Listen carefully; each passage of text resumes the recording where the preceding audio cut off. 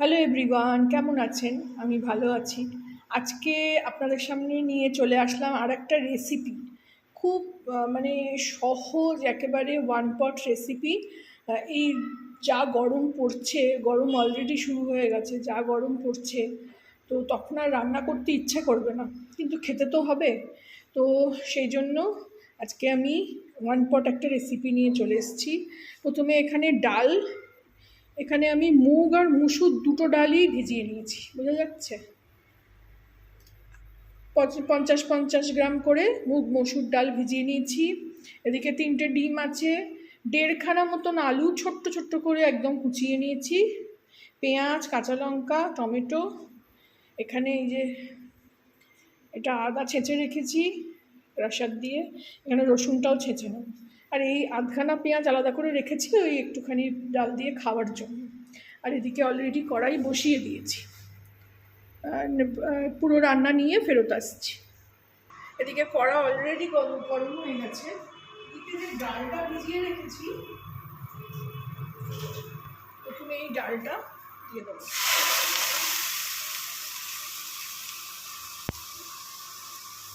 ডালটা দিয়ে এতে যতটা পরিমাণ জল লাগবে দিয়ে দেবো।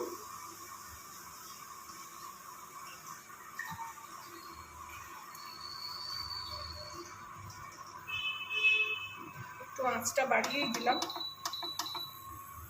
এখানে জলটা দিয়ে দেবো।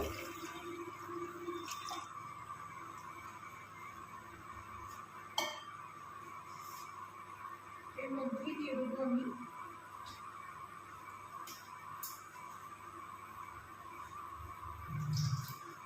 এই আলুটা কেটে রেখেছি, আলুটা,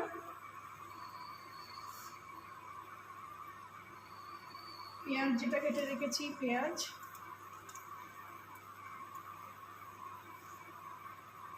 কাঁচা লঙ্কা এখানে এখন একটা দেবো।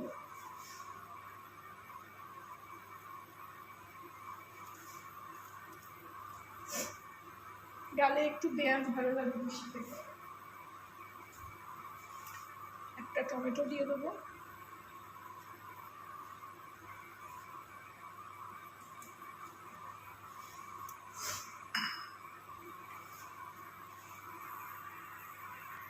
এই সময় একটু রসুন আর আদা সেটাও দিয়ে দিলাম।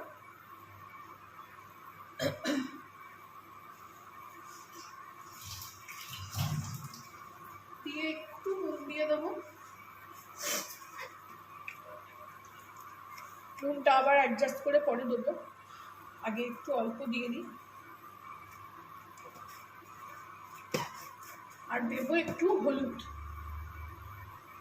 এই দেখুন, এই জিনিসটা কিনেছি ব্লিঙ্কিট থেকে, কারণ ওই ঢেলে ঢেলে খুব অসুবিধে হচ্ছিল প্লাস্টিকের মানে এই প্যাকেট থেকে। আমারও রোজ রোজ ভালো লাগছিল না, তো এতে একটু হলুদ আর একটু কাশ্মীরি লঙ্কার গুঁড়ো এই দিয়ে এটাকে এখন আমি ডাল মানে সেদ্ধ হওয়া পর্যন্ত ভালো করে সেদ্ধ হবে। এখানে একটু নাড়িয়ে দিই।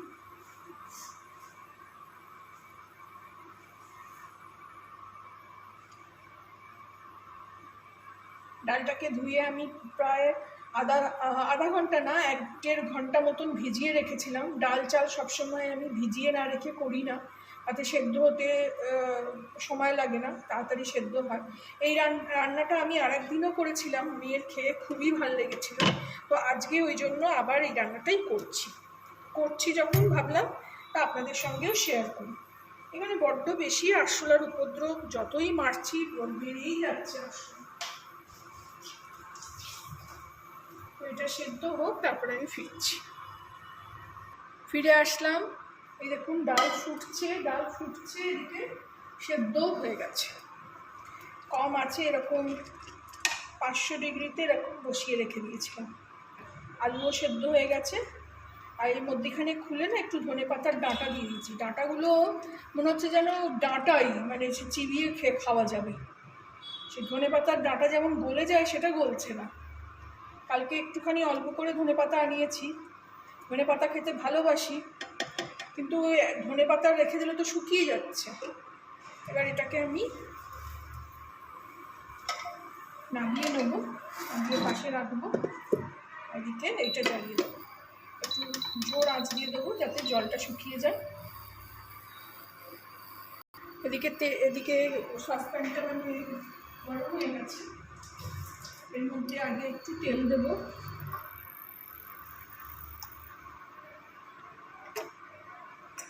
একটু তেল দিয়ে দিলাম, তার সঙ্গে একটু ঘি দেবো। না, আগে আমি একটু ডিমটা এতে ভেজে নেব। ডিমটা একটু ভাজা হলে বেশ ভালো লাগে আমার। একটু নুন ছড়িয়ে দিচ্ছি।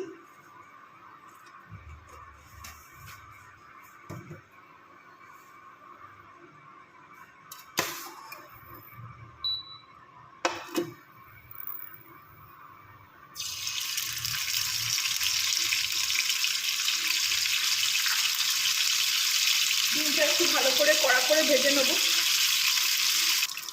ডিমটা ভেজে নিয়েছি, একটু জোর আঁচ দিয়ে, আঁচটা আবার কমিয়ে দিলাম, দিয়ে ডিমগুলো এর মধ্যেই তুলে নেব।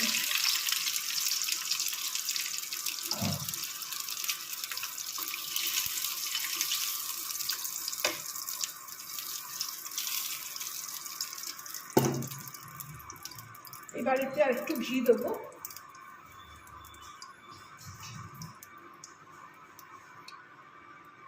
অল্প তেল তো আছে, বেশি তেল তো লাগে না। এখানে আমি 2 চামচ মতন ঘি দিয়ে দেবো। এই যে আমার চামচটা। আঁচটা কমই আছে। এর মধ্যে এই যে একটু আদা, রসুন আর 2টো কাঁচা লঙ্কা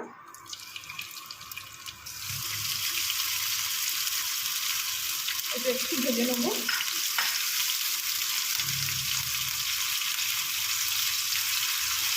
এবার কাঁচা গন্ধটা চলে যাবে শুধু।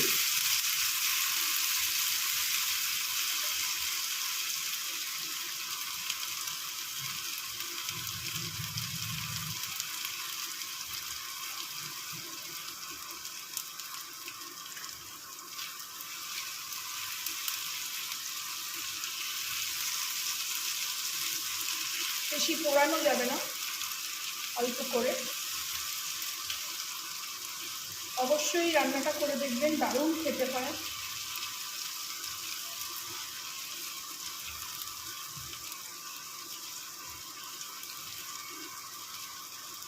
হায়দ্রাবাদে ওয়েদারটা খুবই ভালো ছিল, কিন্তু হোলির পর থেকে এত বেশি গরম পড়ে গেছে যে থাকা যাচ্ছে না।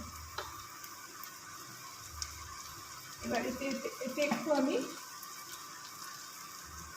কাশ্মীরি লঙ্কা দিয়ে দেবো, একটু বেশি করেই, যাতে কালারটা ভালো আসে, পুড়ে না যায় সেটাও দেখতে হবে।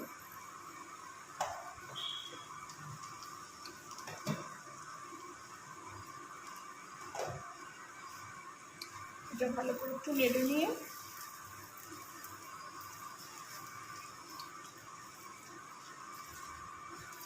এটার মধ্যে আমি নেব।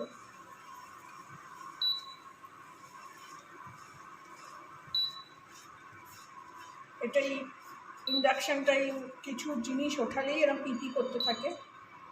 এর মধ্যে আমি একটু আঁচটা বাড়িয়ে নিয়ে আর একটু জল গরমও করে নেব।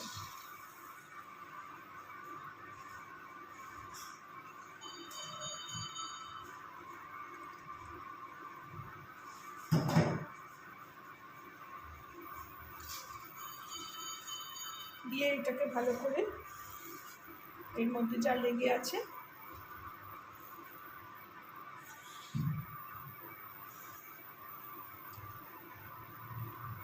আর হিটটা বাড়িয়ে দিলে সঙ্গে সঙ্গে সব জিনিস গরম হয়ে যায়।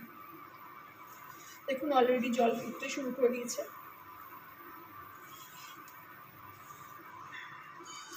এটাও এর মধ্যে ঢেলে দেবো,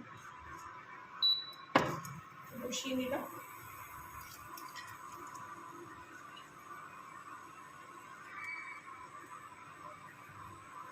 আর একটু সেদ্ধ করে নেবো, একটু ঘন হবে।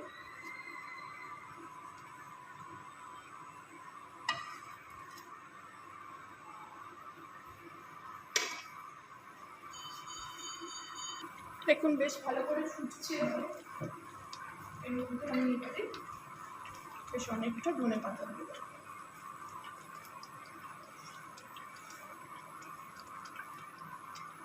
খুব সুন্দর গন্ধ ছাড়ছে। রেডি হয়ে গেল আমার কি বলবো ডাল ডিমের তরকারি।